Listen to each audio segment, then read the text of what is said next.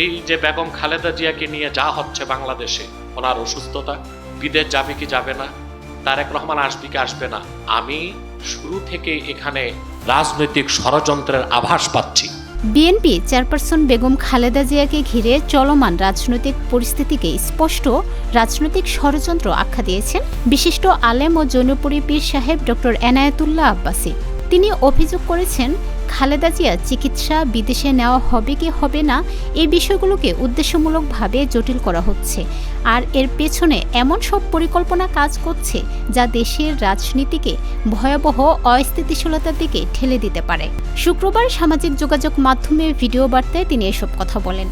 আব্বাসী বলেন, বেগম জিয়াকে নিয়ে যা হচ্ছে শুরু থেকেই এতে রাজনৈতিক কনস্পিরেসির গন্ধ পাচ্ছি।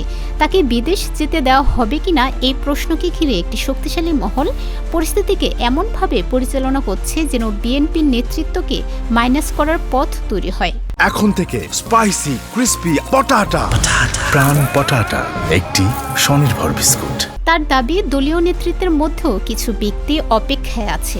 যদি খালেদা জিয়া ও তারেক রহমান নেতৃত্বহীন হন তাহলে তারা নিজেদের জন্য রাজনৈতিক মাঠ দখলের সুযোগ পেয়ে যাবেন। এনায়েতুল্লাহ আব্বাসী আরও বলেন, অনেকে পশ্চিমা দেশের কিছু আশ্বাসকে ভরসা হিসেবে গণ্য করছেন, কিন্তু ইতিহাস বলে ওরা সামনে মিষ্টি দেখায়, পেছনে ছুরি মারে।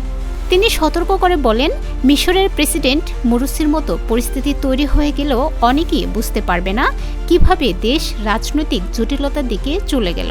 তিনি আরও বলেন, আন্তর্জাতিক অঙ্গনে বাংলাদেশকে নিয়ে কিছু শক্তি এমন পরিকল্পনা করছে যা দেশের রাজনৈতিক ও সাংস্কৃতিক কাঠামোকে দীর্ঘমেয়াদে প্রভাবিত করতে পারে।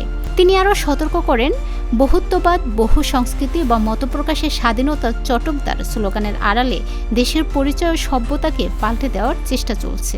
ভাবসাব কি একটা, সবাই ক্ষমতায় যাচ্ছে, সবাই প্রত্যেক দলের নেতা স্বপ্ন দেখতেছে আগামীর প্রধানমন্ত্রী।